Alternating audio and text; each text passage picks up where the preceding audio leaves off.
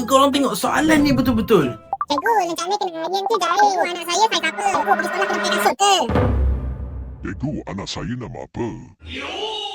Macam mana soalan-soalan yang macam tadi tu boleh muncul? Secara logiknya takkanlah diorang ni tak boleh nak berfikir. Sebenarnya ini bukanlah tanda satu kejahilan, tapi adalah satu masalah. Benda ni dipanggil sebagai cognitive offloading. Perkara ni berlaku apabila engkau mengharapkan pihak yang lain untuk menyelesaikan satu perkara yang engkau tengah buat. Sebagai contoh, ibu bapa yang terlalu banyak buat decision dalam satu hari melepaskan tanggungjawab dia kepada pihak sekolah. Tapi kenapa kita lihat zaman dulu benda ni tak berlaku? Zaman dulu tiada telefon bimbit yang boleh digunakan seperti contoh WhatsApp group dan juga call. Dan sosial dulu tidak mengenal erti maaf. Seperti contoh, andai kata engkau buat salah, engkau akan terus dihukum dan engkau akan belajar daripada kesilapan tu. Dan masyarakat sekarang menyokong generasi baru ni untuk berkembang. Jadi kurangnya konsep berdikari dalam hidup diorang disebabkan support system yang terlalu banyak.